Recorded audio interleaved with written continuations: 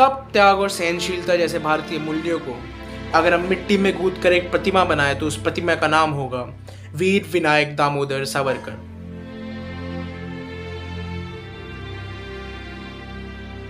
ये वही महापुरुष थे जिन्होंने मां भारती की स्तुति में 6000 कविताएं लिखी थी। पेपर पर नहीं, सेल्यूलर जेल की दीवारों पर, कलम से नहीं, कोयले से। और ये कविताएं कभी समाप्त ना हो जाए, इसलिए उन्होंने इन कविताओं को रट रट कर कंठस्थ कर दिया था।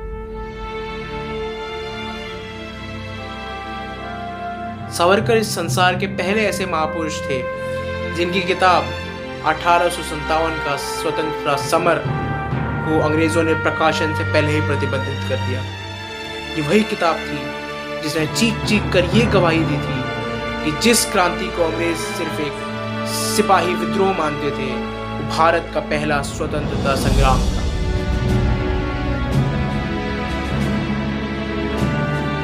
वीर सावरकर वही क्रांतिवीर थे जिन्हें अंग्रेजों ने क्रांति के दोष में 50 सालों के लिए अंडमान के सेल्यूलर जेल में। उसके बाद जब 10 साल बाद अमानवीय यातनाएं सहने के बाद जब वो जेल से बाहर आए, हमारे ही देश के कुछ बुद्धिजीवियों ने उनको दोबारा कटघरे में खड़ा कर दिया। उनके ऊपर सवाल उठाने लग गए कि उन्होंने अंग्रेजों से माफ़ी मांगी थी। अगर दो टुक कहा जाए तो सावरकर ने कभी अंग्रेजों से माफ़ी मांगी ही नहीं थी। जिस व्यक्ति ने 10 साल सेल्यूलर जेल में रहकर अमानवीय यातनाएं सही हो, उसके विषय में माफीनामा जैसी चीज कहना आश्चर्यजनक लगता है। दरअसल जिस माफीनामे के बारे में हमको बताया जाता रहा है वो सिर्फ सामान्य सी याचिका थी, जिसको दायर करना हर एक राजनीतिक कैदियों का एक कानूनी विधान था। पारिखोश सचेंद्र नाथ सान्याल, जिन्होंने HRA का गठन किया था, उन्होंने भी कुछ ऐसी याचनाएं दायर की थी और उनकी याचनाएं स्वीकार भी की गई थी। वीर सावरकर ने अपनी आत्मकथा में ये कहा है कि जब जब सरकार ने मुझे सहूलियत दी तब तब मैंने पिटीशन दायर की और उन्होंने अपने छोटे भाई नारायण राव को पत्र लिख के भी अपनी सारी पिटीशंस के बारे में बताया था। कुछ छुपाया नहीं। अगर आप सावरकर को फिर भी दोषी मानते हैं तो अपनी अंतरात्मा से एक बार पूछ के देखिए कि अगर आप निरपराध एक जेल में बंद हो और सरकार आपको एक छोटा सा ही मौका दे बंधन से आज़ाद होने का, तो क्या आप बंधन से आज़ाद होना नहीं चाहेंगे?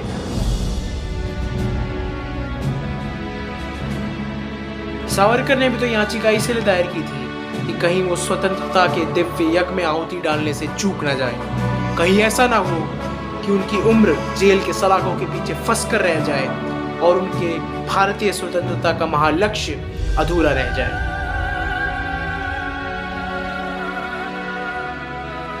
गांधी जी का भी विचार था कि सावरकर को चाहिए कि वे अपनी मुक्ति के लिए सरकार को याचिका भेजें। इसमें कुछ भी बुराई नहीं है, क्योंकि स्वतंत्रता व्यक्ति का प्राकृतिक अधिकार है। और इसके बाद वीर सावरकर 1921 में 10 साल के हृदय विदारक यातनाएं सेल्यूलर जेल में सहने के बाद वहां से रिहा हो गए।